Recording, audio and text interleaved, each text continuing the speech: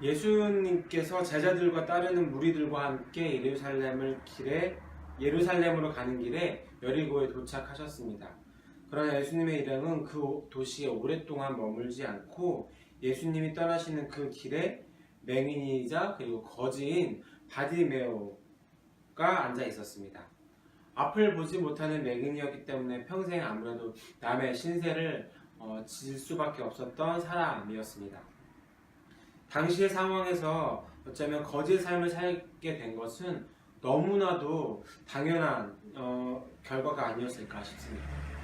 그의 삶은 여유와 평안과는 거리가 먼 삶이었고 오히려 멸시를 받거나 천대받는 것이 너무나 익숙해져 있는 삶이었습니다.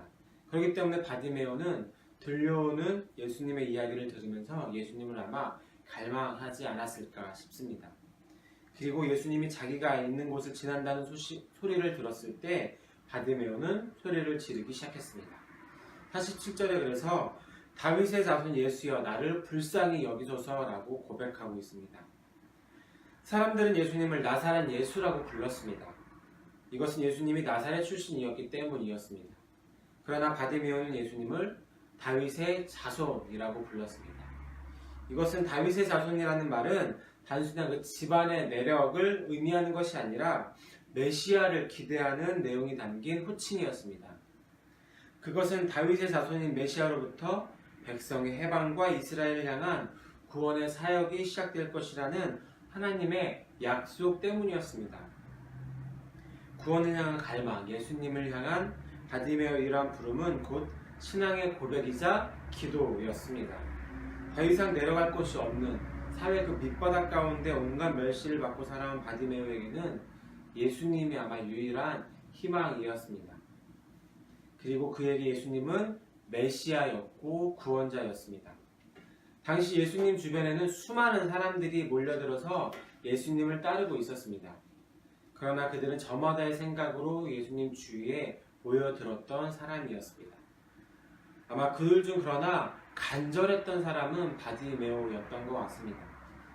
예수님이 유일한 희망인 사람은 실은 불행한 것이 아니라 이것이 복이기도 합니다. 그는 예수님을 갈망하며 기도하고 그리고 예수님 외에도 갈망하고 기도하는 사람들이기 때문입니다. 그러나 예수님 외에도 많은 희망을 가진 사람들은 굳이 예수님을 찾지 않아도 필요하지 않아도 되기 때문에 어쩌면 예수님이 삶의 목적이 아니라 자신의 목적을 위한 방편이 되기가 굉장히 쉬운 것 같습니다. 흔히 이야기하는 목적이 아니라 수단으로 전락될 수밖에 없기도 합니다. 어쨌든 바디메오의 이런 부르짖음에 대해 주변의 사람들은 오히려 그를 도와주기보다는 잠잠하라고 꾸짖습니다. 그러나 그럴수록 그는 더욱더 크게 소리질러 다윗의 자손이여 나를 불쌍히 여기소서라고 48절에 기록하고 있습니다. 아무리 크고 소란스러운 군중의 소리가 있을지라도 이 바디메오의 간절한 외침은 예수님의 귀에 머물렀던 것 같습니다. 예수님은 멈춰서서 그를 부르라고 말씀하셨습니다. 예수님이 부르신다는 말을 전해들은 바디메오는 성경에 보니 입고 있던 겉옷을 벗어 던졌다라고 이야기합니다. 그리고 뛰어 일어나 예수님께 나아옵니다. 거지에게 있어서의 겉옷이라는 것은 굉장히 중요한 삶의 수단이었습니다. 물론 보통의 사람들에게는 이 겉옷이라는 의미가 그렇게 크게 다가오지 않을 수 있지만 적어도 거지였었던 누군가에게 의지하여 살아갈 수밖에 없었던 더군다나 앞이 보이지 않는 바디메오에게 있어서 이 겉옷은 굉장한 큰 의미가 있다고 볼 수 있을 것 같습니다. 그러나 지금 예수님을 만난 바디메오에게는 이 겉옷은 더 이상 중요한 의미가 되지 않고 있습니다. 그러자 그때부터 그의 겉옷은 오히려 예수님을 나아가는데 방해가 될 것이라는 것을 알고 그것을 벗어 던지게 됩니다. 오늘날 사람들은 자신의 삶에서 무언가 의미를 찾기도 하고 여러 가지 것들을 찾고자 합니다. 정작 그럼에도 불구하고 중요한 것은 찾지 못하고 방황하는 세대가 이 세대가 아닐까 싶습니다. 그래서 오히려 우리의 모습들이 이 겉옷을 붙들고 아우성치는 세대가 아닐까 싶습니다. 실은 자신의 운명의 누더기 옷을 벗어던진 것이 바로 바디메오였습니다. 바로 더러운 죄악의 누더기 옷을 벗어던졌다라고 볼 수도 있을 것 같습니다.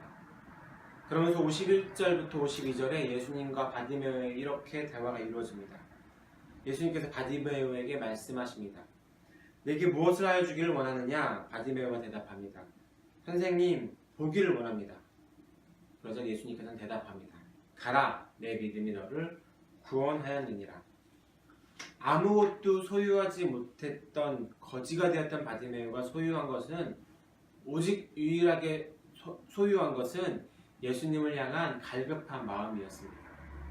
사람들은 믿음의 삶은 우리가 더 많은 것들을 요구한다라고 이야기하지만 어쩌면 너무나 힘들지만 어렵지만 그럼에도 불구하고 또한 단순하다면 단순할 것은 오직 예수님을 갈망하는 그 마음 하나가 믿음의 삶의 전부라고 볼 수도 있을 것 같습니다. 예수님을 향한 그 갈망이 바디메오로 하여금 부르짖게 하였고 자신의 겉옷을 벗어던지게 하였고 예수님께 뛰쳐나올 수 있게 해 주었습니다. 바디메오뿐만 아니라 오늘 우리에게도 동의할 것 같습니다. 예수님을 향한 그 갈망이 그분이 우리 인생의 유일한 희망이라는 것을 깨닫게 합니다. 그 갈망이 우리만이 우리의 삶의 목적임, 그분만이 우리의 삶의 목적임을 깨닫게 고백하게 도와줍니다. 바디메오는 눈을 뜨자마자 예수님의 길을 따라갑니다. 그런데 예수님을 따라갔던 것은 일시적인 뒤쫓음이 아니라 제자로서의 따름이었습니다. 여기서에 쓰인 헬라어 단어가 아콜루데오라는 단어라고 합니다. 이 단어는 스승의 길을 따라가는 제자들의 모습을 표현할 때 주로 많이 쓰였다고 합니다. 눈을 뜬 바디메오가 뒤쫓았던 것은 예수님의 길은 어떤 길이었을까요?